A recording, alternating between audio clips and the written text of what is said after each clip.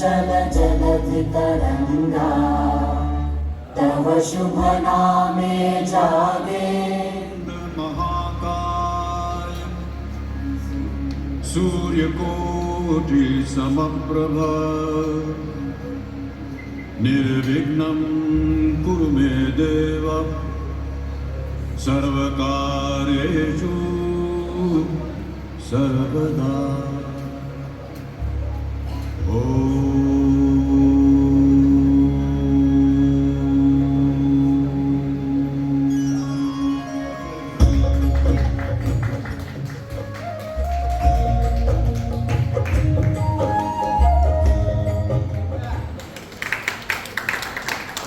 એના પછી આપણે જીતેન્દ્રભાઈ દીપાલા કમિટી મેમ્બર, દીપેનભાઈ અલૈયા અને આશીષભાઈ ઠક્કર.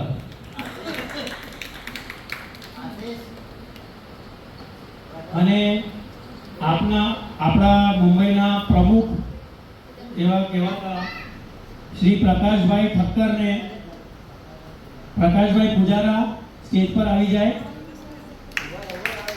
જે આજના આપણા અહીંયાના આ પ્રોગ્રામના જે પ્રમુખ તરીકે જે છે પ્રકાશભાઈ પૂજારા, એમને હું રિક્વેસ્ટ કરું છું કે ઉપર આવી જાય.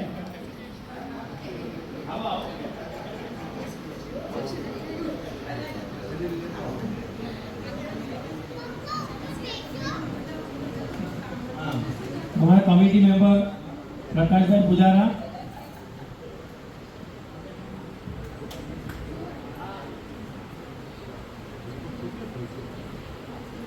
શ્રી દીપાલા સમાજ મુંબઈના દરેક સભ્યોને આ સ્નેહ સંમેલનમાં જોડાવા માટે જે સ્નેહ સંમેલનની શુભકામનાઓ. આપ સૌને જોડતું આ સંમેલન આપણા સમાજની એકતા, હસતા અને સ્નેહથી નિશાન બન્યું છે. તો શ્રી દીપાલા સમાજનો અર્થ શું છે? શ્રી ક્યાંથી ચાલુ થયું? શ્રી એટલે શ્રી ગણેશાય નમઃ, દેવ એટલે દેવ, અને પારનારો એ પણ ઉપરવાળો જ છે. અને સૌથી મોટી આધ્યાત્મિક અને પોઝિટિવિટી છે કે આજે આપણે મંદિરમાં ભગવાન પાસે આપણા સમાજનું આયોજન કર્યું છે. તો એ બધાને ખૂબ ખૂબ અભિનંદન. પણ એક વસ્તુ કહેવાની જરૂરી બને છે કે આજે હાજરી ઘણી ઓછી છે. સમાજથી લોકો વિખૂટા પડે છે. ધારો કે એક ઝાડ છે, દેવાળા રૂપી ઝાડ છે, એની ડાળીઓ છે, શાખાઓ છે, ઘટકો છે, એના પર પાંદડા ઉગે છે. પણ પાંદડાની ડાળી જોડાયેલા નહીં રહે, પાંદડું શું થશે? ફરીને કરવાઈ જશે. તો લોકોને વિનંતી એટલી જ કરીશ કે પ્લીઝ સ્ટે વિથ સમાજ, સમાજનું કામ કરો, સમાજનું ભલું કરો અને સમાજની સાથે રહો અને સપોર્ટ આપો. બીજી વસ્તુ, ઘસાવું, સમાજ માટે ઘસાવું કે કોઈના માટે ઘસાવું કે ઘડાવું એ જીવનની જરૂરિયાત છે. પથ્થરને ઘસી ઘસીને મંદિરનો દાદો બને છે અને પથ્થરને ઘસી ઘસીને ભગવાનની મૂર્તિ બને છે. એ રીતે આપણે ઘસાય, ઘડાય ને આગળ વધવું જોઈએ. બસ આટલામાં પૂરું કરું છું. ટાઈમ ઓછો છે, માણસ ઓછા છે. હવે હું પ્રકાશ ઠક્કરને આ સભાનું પ્રમુખ સ્થાન લેવા આગ્રહ કરું છું, વિનંતી કરું છું. Please welcome. હલો. હા, અને મારા પરિવાર તરફથી બધાને નૂતન વર્ષાભિનંદન. પ્રકાશભાઈએ જે વાત કરી એ પ્રમાણે હાજરી બહુ પાંખી છે, તો એ વાત હકીકત છે. એટલે આપણે આપણા બાળકોને અત્યારે આપણી જનરેશન પછી, જ્યારે મને ખબર છે કે હું જ્યારે આ ઠક્કર પરિવારમાં આવી ત્યારે બેસવાની જગા ના રહેતી. મારા દાદા, કાંતિ કાકા એ બધા હતા ત્યારે. તો એ પછી એવું લાગે છે કે અમારી જનરેશન, એ લોકોની પછીની અમારી જનરેશન થોડી કાચી પડી છે એમના સંતાનોને આપણા સમાજમાં ભેળવવા માટે, એવું લાગી રહ્યું છે. કેમ કે ત્યારે એના પછી અમે લોકો ત્યારે દાદાની સાથે આવતા, પછી અમે એકલા આવતા. અને બીજાની ક્યાં વાત કરું, હું મારા જ ઘરમાં વાત કરું તો મારો સન આજે પહેલી વાર આવ્યો છે. તો આજે આપણે એ બધા નક્કી કરીએ કે હવે આપણે આપણા છોકરાઓને, કેમ કે સમાજ એક એવું ઘટક છે કે આજે આપણો જે મેસેજ હતો એમાં લખ્યું હતું કોઈએ કે દેપાળા સમાજ એટલે સેવા, સહકાર અને ત્રીજું શું લખ્યું હતું કાંઈ એ લખેલું છે. તો હવે એ હૂંફની તો જરૂર છે જ. આજે ગમે એટલું તમારા પાસે પૈસો હશે, નોલેજ હશે, જોબ હશે, પણ સમાજની હૂંફ એ ક્યાંયથી નહીં મળે.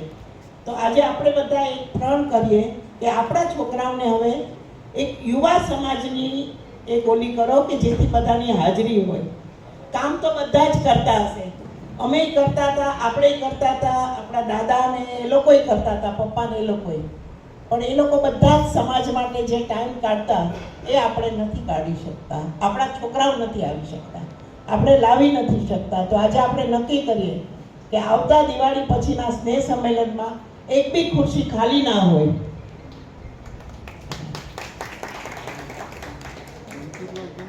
સૌનું આજે આ સ્નેહ સંમેલનમાં હાર્દિક સ્વાગત છે. કોઈ પણ શુભ કાર્ય માટે એક સંકેત પૂરો જરૂરી છે. તો એક જ કમિટીના આમંત્રણે અત્યારે જે બી લોકો આવ્યા છે એ બોમ્બેના હેવી ટ્રાફિકમાંથી પાર કરીને, કેમ કે મને ખબર છે કે અમે લોકો ભાયંદરથી આવ્યા તો અમને 32 મિનિટ્સ બતાવતું હતું, પણ અમે 48 મિનિટ્સે પહોંચ્યા છીએ. તો એ બધા જે આવ્યા છે એ બતાવે છે આપણી એકતા અને આપણું બંધન, એની સાબિતી છે કે આપણું કેટલું ગૌરવપૂર્ણ બંધન છે. એ બધા જ લોકો આવ્યા છે. આજે વડીલો જે છે ઘણી તકલીફમાં છે, છતાં બી આજે ઉપસ્થિત રહ્યા છે. તો આ વસ્તુ છે. અને બીજું એ કે આજે આપણે જે એક લક્ષ્ય રાખ્યું છે કે આપણા સમાજની 2 શક્તિશાળી મહિલાઓને આપણે સન્માન કરવાનું જે પ્રોગ્રામ છે. તો એમાં એક છે ચંદનબેન રાવતિયા અને બીજું છે મારા માતાશ્રી જ્યોત્સનાબેન ઠક્કર. એમનું બહુમાન કરીને આજે નારી શક્તિનું બહુમાન છે, એ વાત છે. અને બીજું એ છે કે મારા એ લોકોની જે માર્ગદર્શન પ્રત્યક્ષ કે પરોક્ષ રીતે માર્ગદર્શનને આશીર્વાદથી જ આજે આપણો સમાજમાં આર્થિક, શૈક્ષણિક અને આરોગ્યની રીતે જે આપણું સમાજ, જે આપણા કમિટી મેમ્બર લોકો જે લોકોને મદદ કરી રહ્યા છે એ અસાધારણ છે. તો આ જ રીતે આપણે એમ વાત કરીએ કે આપણે નારી શક્તિ, એ જે ગયા વખતે બી વાત થઈ હતી, પણ એ બધી વાત આ પ્રોગ્રામમાં થાય પછી બીજા વર્ષે પાછા મળીએ છીએ. તો આજે મને મારા અત્યારે જે કીધું કે અમે જે ફૂલ નહીં તો ફૂલની પાંખડી તરીકે આપણા સમાજની ઓલી કરવાનું, સેવા કરવાનો અમને જે મોકો મળે છે એ માટે અમે ખૂબ ખૂબ આભારી છીએ. પણ મારા પપ્પા એટલે કે છોટાલાલ ઠક્કર એ હંમેશા કહેતા કે જ્યારે તમને કાંઈ પણ તમારા હાથમાં સાધન આવે કે તમે જે દાન કરી શકો તો એક ક્ષણનો વિલંબ કર્યા વગર તમે એ સમાજને અર્પણ કરજો. એ એક તમે તમારું ઋણ ઓછું કરો છો. તો એ બદલ અમારું આ એક સ્વીકારવા માટે હું ખૂબ ખૂબ આભાર વ્યક્ત કરું છું. બસ. તો ફરીવાર બધાને કહું છું કે નૂતન વર્ષાભિનંદન અને જય શ્રી કૃષ્ણ.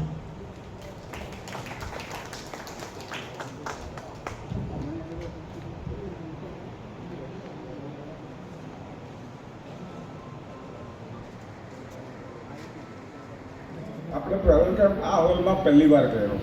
હોલ ઘણો સારો છે, મોટો છે, પણ હાજરી બહુ પાકી છે. હજી બી આપણા સભ્યો આવી રહ્યા છે.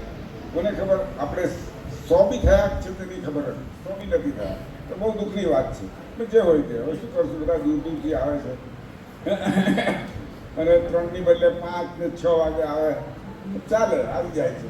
તો આજની સભામાં હાજર રહેલા સર્વ સભ્યોને ખૂબ ખૂબ અભિનંદન, હાજર રહેલા ખૂબ ખૂબ આભાર કે તમે આવીને આ સભાની પુષ્ટિ વધારી.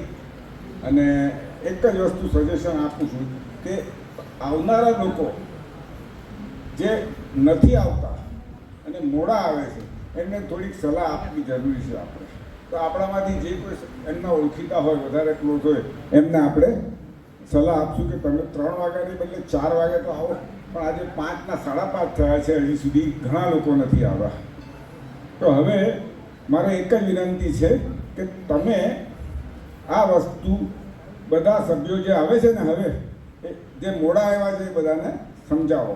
અને હું બી વિનંતી કરું છું કે સમયનું પાલન કરો ચુસ્તપણે. આપણે લંડનમાં હું હતો હમણાં 3 મહિના, તો ત્યાં આગળ બી આ પરિસ્થિતિ છે, પણ ત્યાં સભ્યો ઘણા છે અને આવી જાય છે એટલે ઘણા બધા આવી જાય છે કે આપણે 200ની કેપેસિટીવાળા હોલ હોય તો એની ભલે 250 હાજર થઈ જાય છે.